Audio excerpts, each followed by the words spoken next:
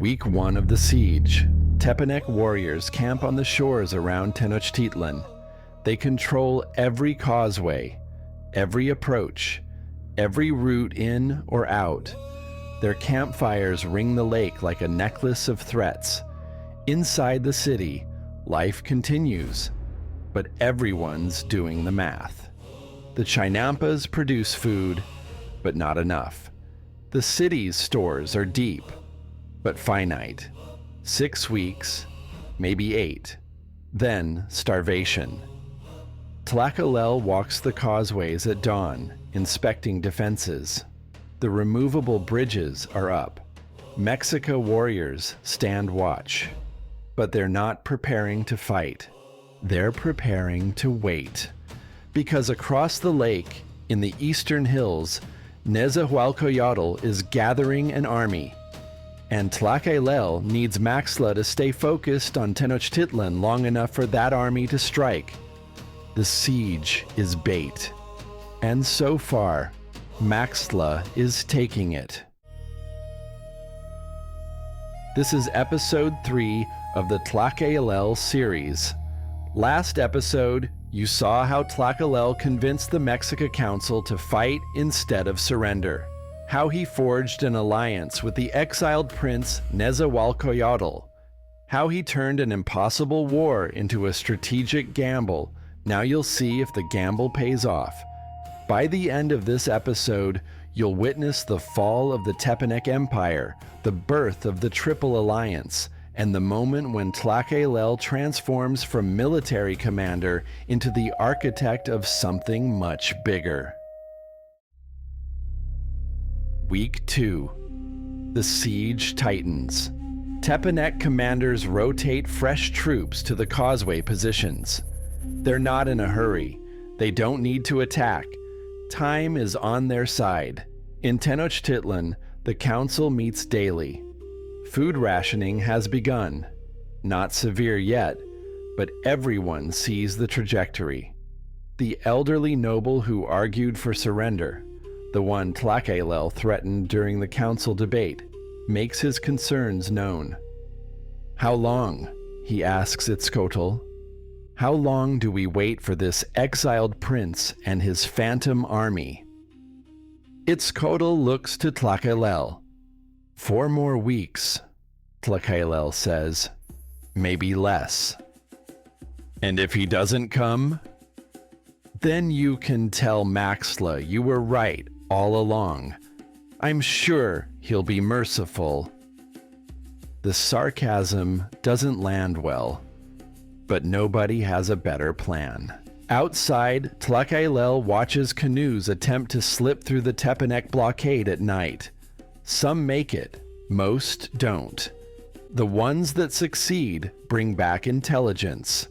Nezahualcoyotl is moving, slowly, carefully, recruiting from every city that resents Tepanec rule. Texcoco loyalists, Highland warriors from Huexotzinco, even some Tlaxcalans, people who normally wouldn't ally with the Mexica under any circumstances. The army is real, but it's not ready yet. Tlacaelel sends messengers back. Keep building. We can hold.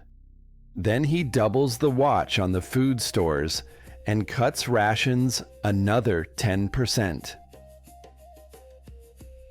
Week 3. Maxtla makes his first mistake. He's been ruling Azcapotzalco for less than a year. He took power by possibly murdering his brother. He raised tribute demands. He replaced loyal officials with his own people. He's made enemies everywhere. And now he's deployed most of his army to maintain a siege on an island city that isn't even fighting back. In Azcapotzalco, the city's second most powerful family, a faction that supported the murdered brother, starts asking questions. Why are we besieging Tenochtitlan? Why not just negotiate? Why waste resources on a city that poses no real threat? Maxtla ignores them. He's committed.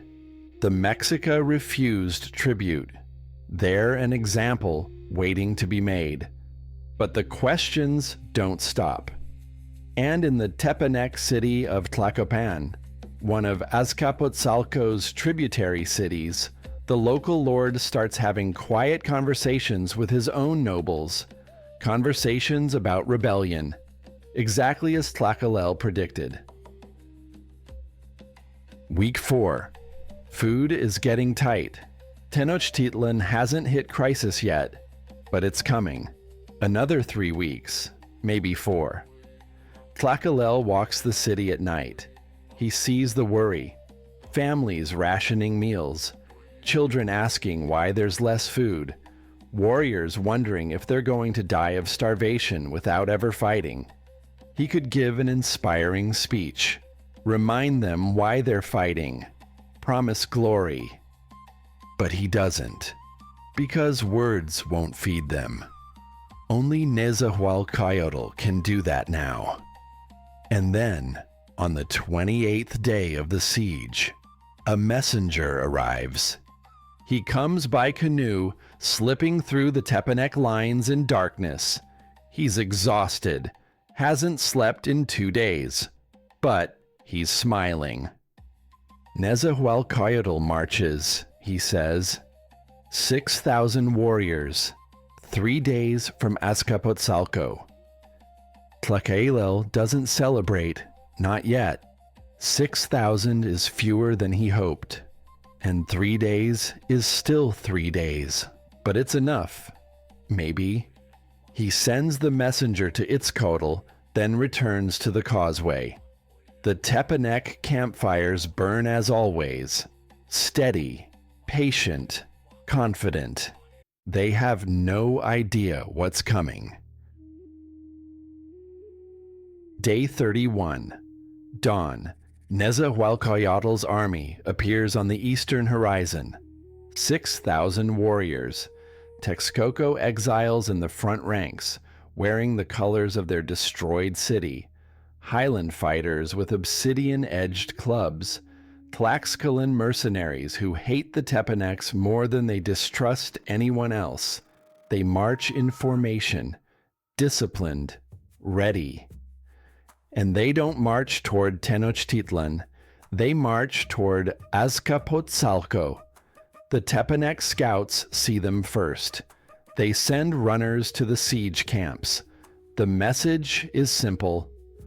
Army approaching the capital. Size unknown. Hostile. The Tepanec commanders face an immediate problem. They have maybe 30,000 warriors total. 20,000 are deployed around Tenochtitlan. The rest are garrisoned in Azcapotzalco and other cities. If they pull troops from the siege to defend the capital, Tenochtitlan might attack from behind. If they don't, the capital is vulnerable. They choose the capital. Obviously, within hours, Tepanec units start withdrawing. Not all of them. They leave enough to maintain the blockade. But the bulk of the army, 15,000 warriors, begins marching back toward Azcapotzalco.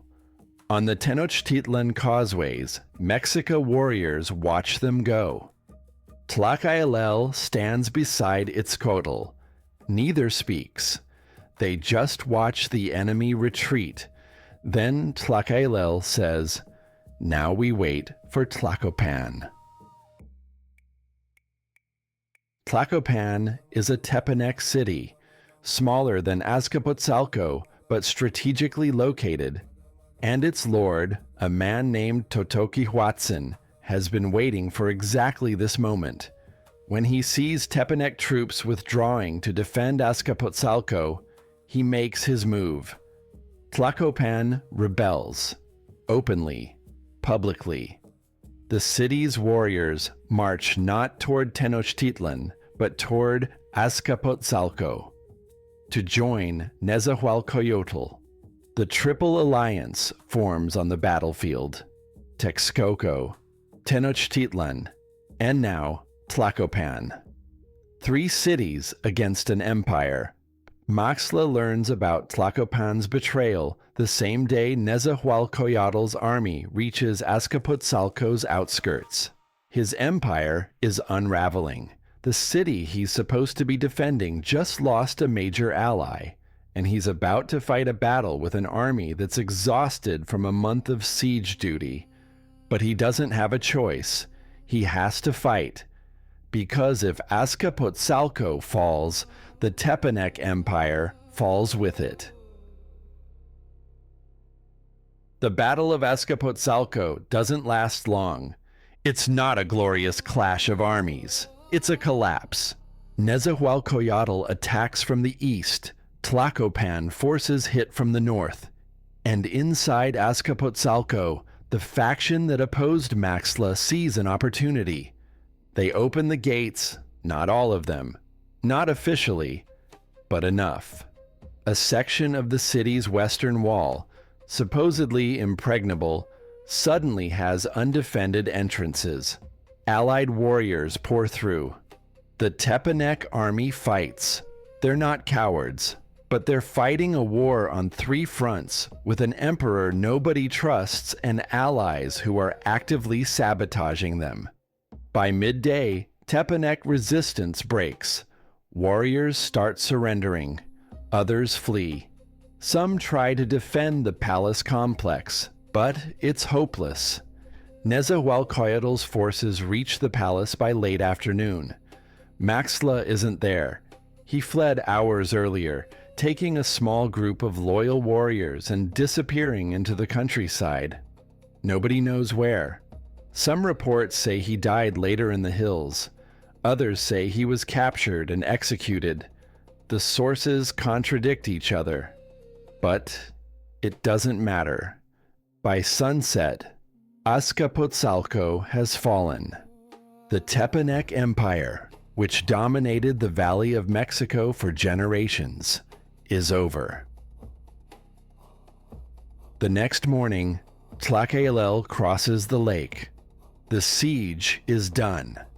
The Tepanec forces that were blockading Tenochtitlan either surrendered, fled, or joined the winning side. The causeways are open. He travels with Itzcoatl and a contingent of Mexica warriors to Azcapotzalco. The city is in chaos.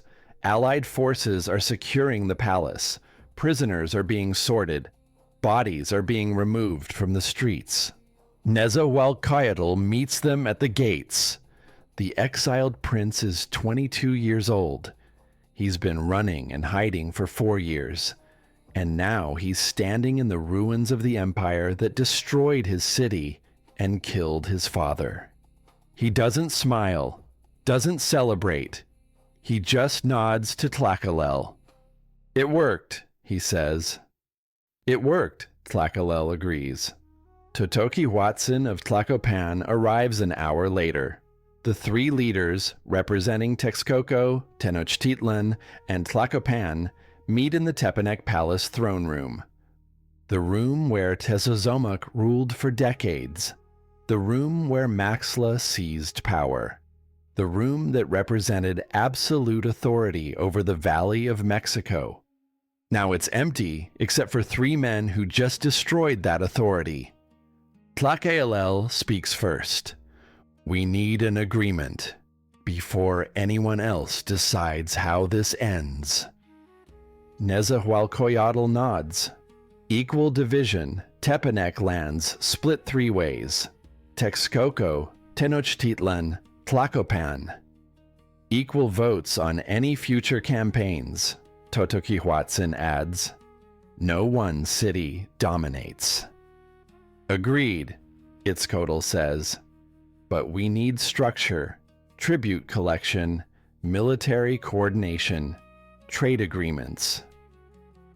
They spend the rest of the day negotiating. The result is the Triple Alliance. 3 cities, equal partners, shared tribute from conquered territories, coordinated military campaigns, a defensive pact against external threats.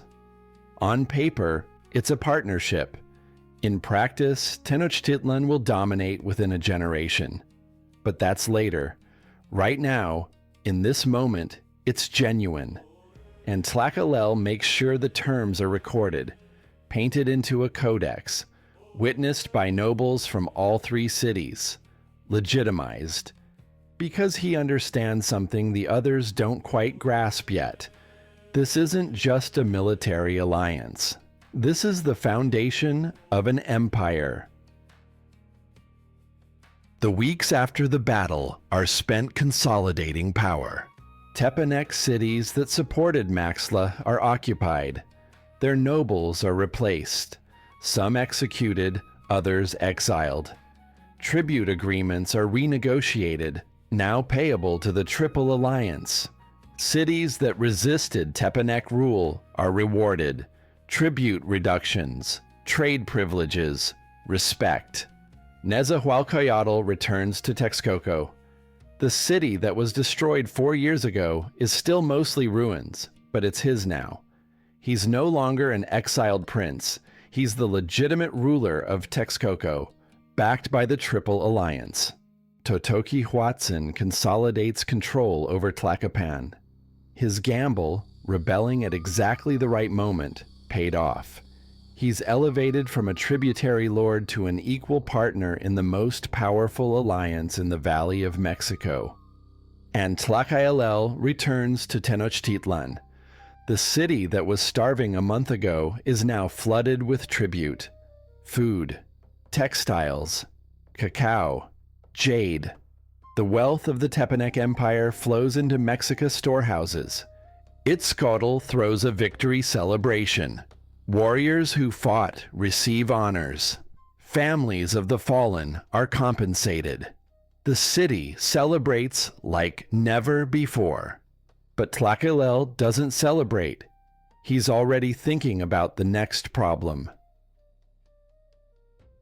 The Mexica are no longer tribute payers. They're tribute collectors. But being a collector requires justification. Why do other cities owe you tribute? Because you conquered them? That's not enough. Conquest is temporary. Armies lose battles. Empires fall. You need something deeper. Something that makes your dominance feel inevitable, natural, divinely ordained. You need a story. The Mexica have a story. The codices record it. The oral histories preserve it. But it's the wrong story. It says the Mexica came from Aztlan. They wandered. They arrived late to the Valley of Mexico. They were given the worst land because nobody wanted them. They survived by serving others. It's a story of humility, of perseverance, of knowing your place. Tlacaelel needs a story of destiny. A week after the victory celebration, he has a private conversation with Itzcoatl. What they discuss isn't recorded in detail, but the result is, Itzcoatl issues an order. Gather all the old codices, the historical records, the painted books that chronicle Mexica history from Aztlan to the present. When the codices are assembled, Tlacaelel has them burned, all of them. The entire written history of the Mexica people, gone, turned to ash in a single afternoon. The official reason is practical. The old histories were contradictory. They contained errors. They needed revision for accuracy. The real reason is ideological. The old histories told the wrong story. So Tlacaelel is going to commission new ones. Ones that say the Mexica were always meant to rule. That Huitzilopochtli, their tribal god, isn't just one god among many.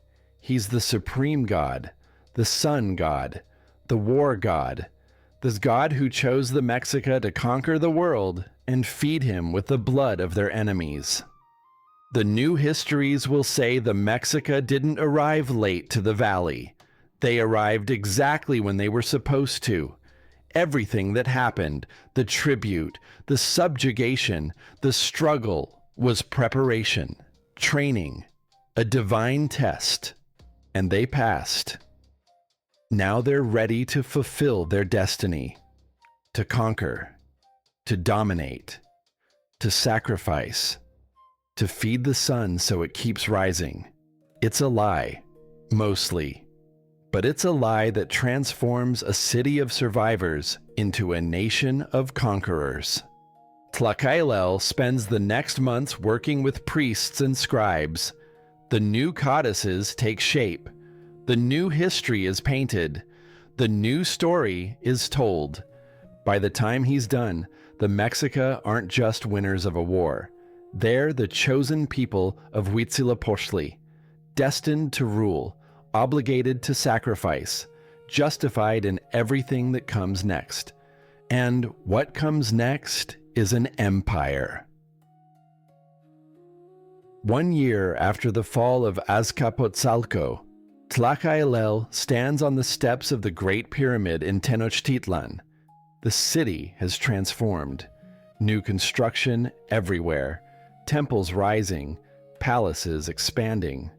The tribute from conquered territories is funding the fastest urban development in Mesoamerican history. Itzcoatl is still emperor, but everyone knows who's designing the system, who's making the decisions, who's building the empire.